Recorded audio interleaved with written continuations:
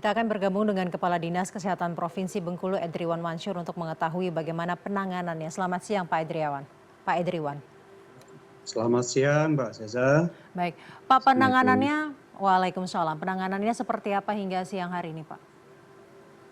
Ya, alhamdulillah dari tim medis ini yang paling diutamakan dulu bahwa kedua balita ini yang satu berumur 20 bulan, yang kakaknya berumur 4 tahun, sebagaimana penjelasan dari DPJP atau dokter penanggung jawab tadi, sampai pagi tadi kondisinya sudah bisa berkomunikasi.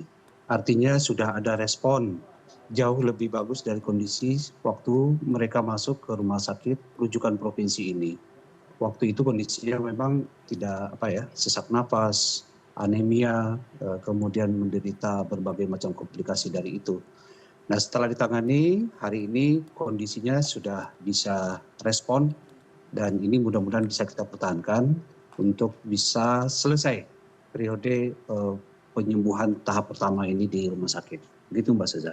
Ini periode penyembuhan tahap pertama, tahap selanjutnya apa Pak? Apakah akan dilakukan operasi?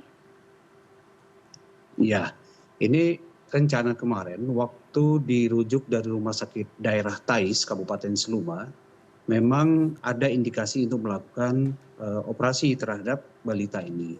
Makanya diarahkan ke rumah sakit Dr. M. Yunus. Karena di sini, di rumah sakit provinsi ini ada dokter spesialis bedah anak dan spesialis anak yang lain.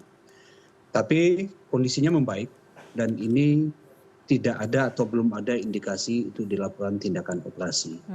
Oleh karena itu, ini tetap kondisinya dipertahankan dan ditingkatkan, jangan sampai memburuk dan kalau bisa kita harapkan kondisinya makin lama makin membaik. Demikian Pak Saza. Baik, penyebab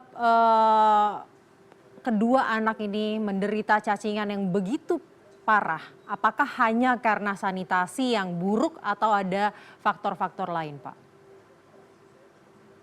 Ya, ini kami dari tim Dinas Kesehatan Provinsi Bengkulu berkoordinasi dengan pemerintah Kabupaten Seluma dan sebenarnya jauh hari sudah melakukan tindakan preventif, promotif preventif terhadap masyarakat, bagaimana berperilaku hidup bersih dan sehat. Tapi ini sesuai standar, gizi kurang lah, gizi buruk dua-duanya. Dan ini tentu disebabkan berbagai macam faktor, tadi lingkungan, ini tadi faktor gizi termasuk psikologis dari keluarga tersebut yang memang pada dasarnya lingkungannya yang memang tidak sehat begitu. Nah, ini Bapak Gubernur kita, Bapak Haji Helmi Hasan dan Bapak Wakil Gubernur sudah menginstruksikan, sudah mengeluarkan surat edaran supaya faktor-faktor penyebab ini lebih banyak faktornya juga disebabkan faktor yang ada di luar kesehatan gitu. Bukan hanya dari faktor yang ada di dalam kesehatan saja seperti faktor gizi. Jadi hari ini kita sudah berkoordinasi dengan kawan-kawan termasuk penyihatan lingkungannya dan sudah dilakukan hari ini juga mungkin sudah masuk alat bahan-bahan untuk bedah rumah, untuk rumah yang layak, sehat dan layak huni bagi keluarga ini. Demikian Mbak. Itu artinya lingkungan yang tidak bersih, kemudian kebiasaan hidup yang juga tidak sesuai dengan PHBS ya Pak. Kemudian, iya perilaku sih. Baik, kemudian apakah Dinas Kesehatan ini juga mengobservasi anak-anak lain di lingkungan setempat maupun di lingkungan-lingkungan lain yang kondisi lingkungannya seperti dua balita ini? Ya, tentu kami melakukan PE namanya, penyelidikan epidemiologis terhadap kondisi daerah atau lokus rumah yang mengalami kondisi yang seperti ini. Dan dari hasilnya tentu kita bukan hanya satu keluarga ini saja yang dilakukan tindak lanjut. Tentu kita berupaya jangan sampai lingkungan sekitarnya juga mengalami hal yang sama. Oleh karena itu beberapa langkah yang kita lakukan tentunya melakukan promotif preventif tadi, mensosialisasikan budaya hidup bersih dan sehat, dan juga mengaktifkan lagi pemberian obat cacing secara massal, yang sebenarnya pelaksananya sekali 2 tahun sih, tapi secara rutin sebenarnya di posyandu, di puskesmas-puskesmas dan di fasilitas pelayanan kesehatan kita selalu memberikan obat-obat untuk pencegahan ini.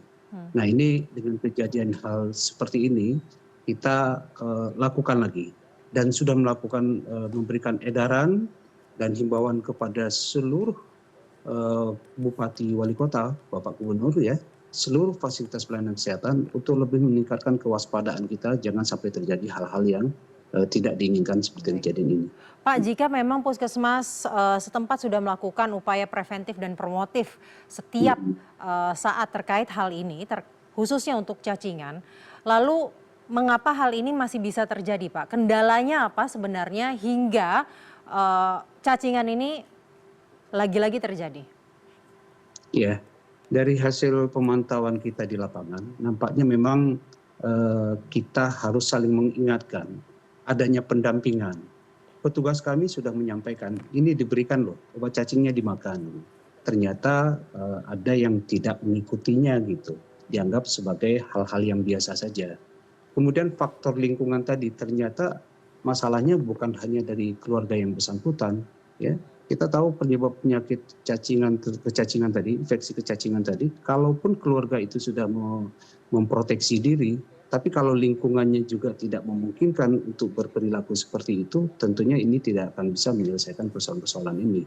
Jadi ini menjadi suatu hal yang pelajaran juga bagi kita semua, termasuk dari kami, untuk lebih mewaspadai. Di sini kalau kami temukan juga, ini kan ada juga faktor gizi, faktor pola makan, faktor kebiasaan, dan itulah yang perlu kita intervensi, jangan sampai terjadi hal-hal demikian. Baik, pendampingan yang lebih intensif, intervensi yang lebih intensif, itu artinya akan dilakukan oleh Dinas Kesehatan setempat ya Pak ya? Siap, Baik, ya. terima kasih Pak Edriwan Mansyur, Kepala Dinas Kesehatan Provinsi Bengkulu telah bergabung bersama kami di CNN Indonesia siang hari ini.